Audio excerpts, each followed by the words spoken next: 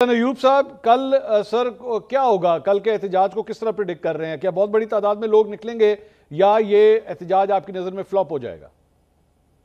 देखिए, मैं सबसे पहले मैंने बात सुनी थी शौकत बसरा साहब से मुतल्लिक। वो अपने मुतल्लिक बता रहे थे हाँ। कि रावलपिंडी के अंदर जो मुकदमात हैं, जो पुलिस वाले की शहादत हुई थी हकला के मकाम के ऊपर, उस मुकदमे के अंदर जो है इनको भी नॉमिनेट किया गया है।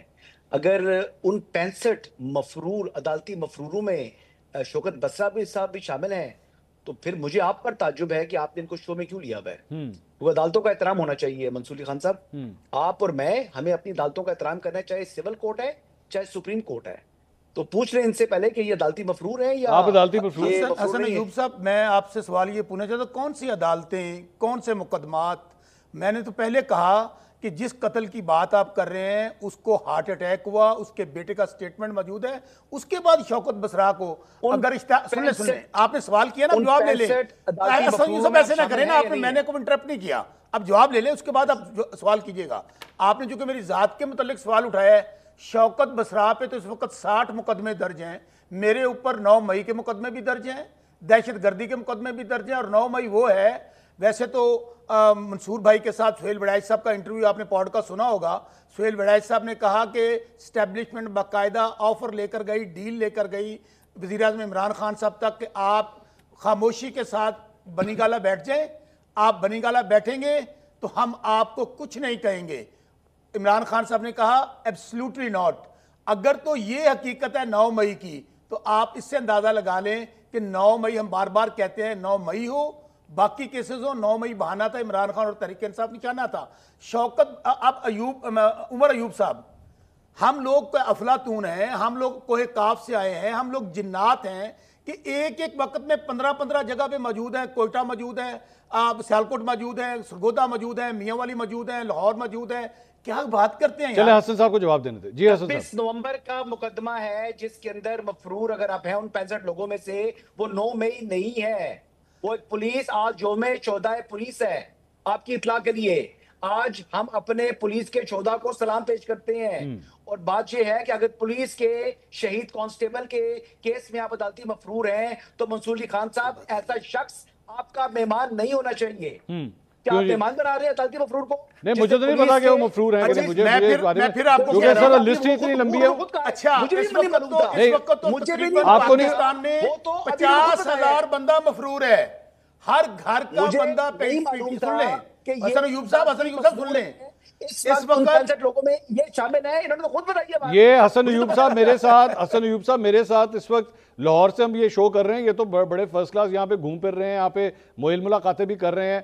तो मुझे तो नहीं पता ये मफरूर हैं या नहीं, मुझे तो इस पर आइडिया नहीं। मैं एक और बात कहता हूँ हसन अयूब साहब, ये बात ये हसन साहब, ये आप बाकी शोज में बैठ रहा हूँ। कौन सी शोज में? और मैंने कल 3 शोज किए। ये कल इन्होंने जनाब 3 शोज किए। मैं आपको एक और अर्ज करता हूँ हसन अयूब साहब, 50,000 बंदा इस वक्त इश्तिहारी है। हसन साहब की जरा बात सुन लें। जी हसन साहब, यही तो अदालतों का एहतराम है इस मुल्क के अंदर। कौन सी अदालतें, कौन से बात पूरी, कानून, हसन साहब की बात पूरी होने दे।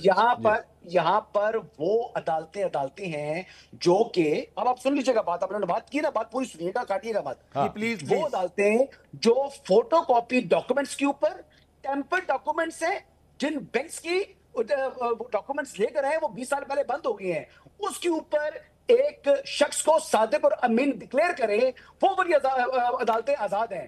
ठीक है, जो कि फोटोकॉपी टेम्पर डॉक्यूमेंट के ऊपर एक शख्स को, जो बैंक जो है रिकॉर्ड भी 20 साल पहले बंद हो चुके हैं, उसको सादिक को और अमीन डिक्लेयर करें, बिल्कुल वो अदालतें आजाद हैं।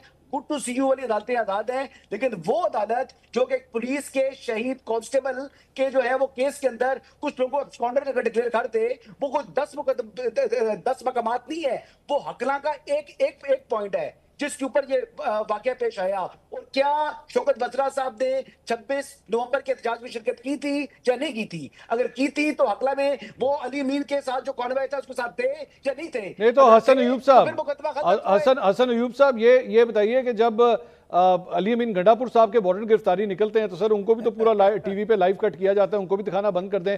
वो ऑफिशियल मीटिंग्स में भी शिरकत कर रहे हैं, वो सबसे मुलाकातें कर रहे हैं, इस्लामाबाद भी आते हैं, सर उनको क्यों नहीं पकड़ा जाता फिर? अली अमीन गंडापुर के जो है वो उनको बेल मिली होती है, अभी उनके वारंट मंसूख हो चुके हैं। नहीं हुए, ये आज अभी नहीं हुए। नहीं, ये तो हसन अयूब साहब आप इस वक्त की बात कर रहे हैं, मैं आज से चंद हफ्ते पहले की बात कर रहा हूँ। केस की बात कर रहा हूं, सर मैं शहद वाले केस के अंदर ही मैं चंद हफ्ते पहले की बात कर रहा हूँ। उस वक्त उनके वारंट जो है वो इन फील्ड थे, उनको गिरफ्तार किया जा सकता था और कहा गया था कि इनको गिरफ्तार हो रहे थे। नहीं हो रहे थे ना, यही तो मैं कह रहा हूँ, लेकिन उन्हें नहीं गिरफ्तार किया गया, यही तो मेरा। और उनको टीवी पे क्यों दिखाया जा रहा है? वो टीवी पे लाइव नजर आ रहे हैं। शौकत बसरा साहब भी तो टीवी पर बैठे हुए 3-4 दिन से। हसन अयूब साहब एक सवाल करूं, मेरा भी सवाल ले लें। मियां नवाज शरीफ, सुन तो लें, जब हसन अयूब बात तो सुनो, हसन अयूब बात तो सुनो यार। के अंदर पाकिस्तान तहरीक इंसाफ की हुकूमत थी, पाकिस्तान तहरीक इंसाफ की हुकूमत थी, मौलाना फजल रहमान जिनको